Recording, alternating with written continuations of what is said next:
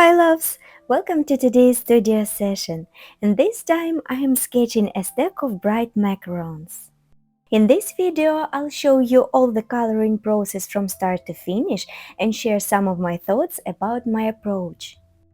As for the materials, I am using Copic Sketch alcohol markers on a Bristol paper by Canson, and I'm also using a white colored pencil by Caran-d'Ache Luminance. I'll leave the list of the materials in the description to this video. If you want to sketch this art with me in real time, then this lesson is available on my Patreon page. I'll leave the link in the description as well. By the way, I have a big library of lessons with alcohol markers, but starting this month, I am adding watercolor tutorials as well. So if you're interested, then welcome. And now let's look at the reference picture closer. The first thing that I liked about it is the vertical composition. It is very well balanced and harmonious. The next thing I like about it is the colors. There are only two colors, pink and yellow, and the way the colors alternate creates a playful look.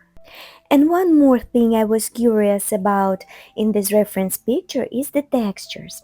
I can see here two types of textures, soft and hard. And at the same time, hard textures have two types also, smooth and bumpy. So now I can see the structure of the composition, the colors in this piece, and the textures that I need to render. Plus, I can see the light is coming from the top right. So now I can build values properly. As usually with my markers, I like to go from light to dark. And at first, I'm laying down the base color. I've decided to color macarons of the same color at the same time. So here I've started with the yellow macarons and gradually building values with yellow. By the way, let's talk about the yellow. As you can see on my reference picture, the yellow is very light and creamy. And I've decided to change the yellow a little bit on purpose. I wanted to create a little bit of joyful and playful feel about this illustration. That's why I wanted to add a little bit more vibrancy to the piece. That's why I've chosen not soft creamy yellow, but rather cool and vibrant lemon yellow. And this yellow, in combination with pink, gives a very beautiful color contrast that makes the illustration more bright and vibrant. So now I keep building volume with my yellows.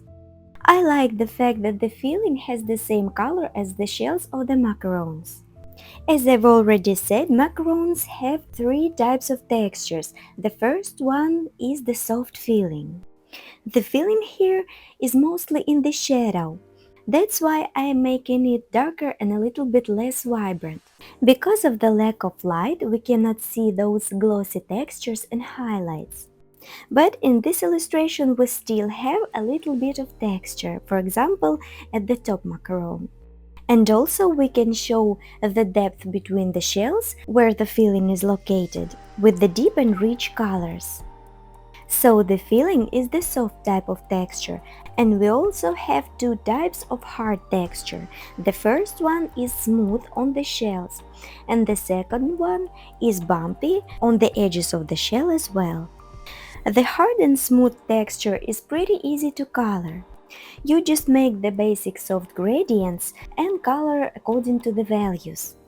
Keep light, mid-tone and dark areas where they're supposed to be. The bumpy textures are a little bit trickier to sketch. At first, you need the correct base layer with all of the volumes, lights and shadows. Then I start building textures on the base layer with the tip of the alcohol marker. I am making dots in irregular motions and making them of different value, some of them lighter and some of them darker. On the lighter area, the textures will be lighter, and on the shaded areas, the textures will be darker and deeper. And as the final touch to the textures, I am taking out my white colored pencil, and I am adding textures and highlights around those dark textures. I add the white colored pencil at the shadowed areas as well, but I apply much less pressure. Now I'm already working on the pink macarons. Just like with the yellow ones, at first I've made the base layer with the light pink. And now I keep building volume and adding textures. After laying down the base layer with light pink, I've started adding volume with mid-tone pink and making soft transition with the previous color. And now I'm going deeper in color and adding darker shadows. I like to define darker areas at first and then make the smoother transition with a lighter color. The base layer is actually helping me in blending a lot. The filling of the pink macarons is one of the darkest areas in the illustration. That's why I am making the base layer for it so dark. Plus now I am working on the lowest macaron, and this means that it catches the less light of them all. That's why it will be a little bit darker than the top pink one. Now the darkest areas of the illustration will be on the areas where the macarons meet each other and cast a shadow. There is one more interesting thing in this area, and this is color reflections. If we look closer at the reference picture, we can see that on the yellow macarons, we can see the reflection of the pink ones and vice versa. On the pink macarons, we can see the yellow reflections at the areas where the macarons meet.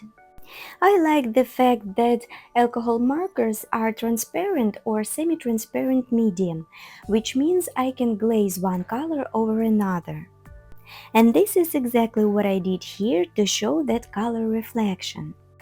At first, I've built the volume dark enough for the shadows, and then I went over with light pink over yellow macarons where they meet with pink ones, and on the pink ones I went over with light yellow to the areas where the pink macarons meet yellow ones.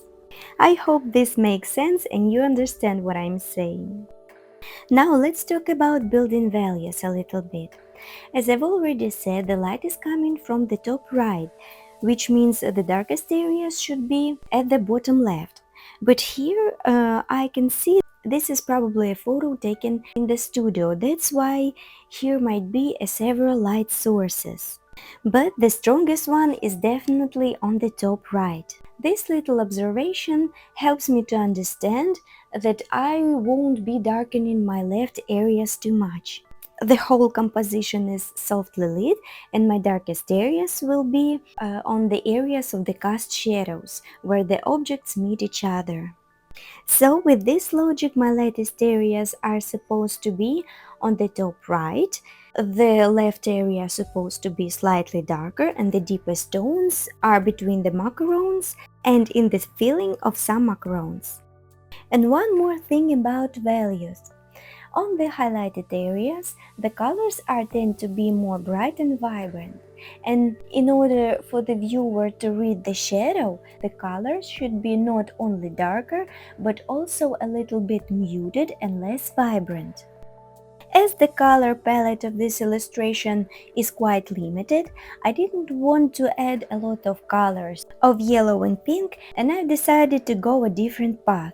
I've picked bright and vibrant colors for the base and then muted them down with help of grays. They are not only great for darkening colors but also to making colors more mute and less vibrant. Now I am adding textures and soft highlights with help of my white colored pencil. I am going over the hard smooth textures and hard bumpy textures as well. Then I am looking at overall composition and see if I need to add a little bit more value. This is the final stage on working on the illustration, so I'm going back and forth on the lightest areas with the white colored pencil and darkening some areas with deeper pinks and yellows and grays if needed. I really like how this illustration has turned out. I like the vertical and balanced composition. I like the color balance of lemon yellow and pink. I've also enjoyed working on the different kinds of textures and I like how they turned out. And plus, I enjoy the overall feel of this illustration, and I think the summertime is a perfect time to draw such a bright and joyful artwork. Adding just a couple of touches and the illustration is finished. If you would like to draw these bright macarons with me in real time, starting from the initial sketch, the full guidance and color selection, and fully narrated real-time sketching process, then check out my Patreon page. The link will be in the description box. Thank you so much for spending this time with me, and I'll see you in the next videos. Bye for now!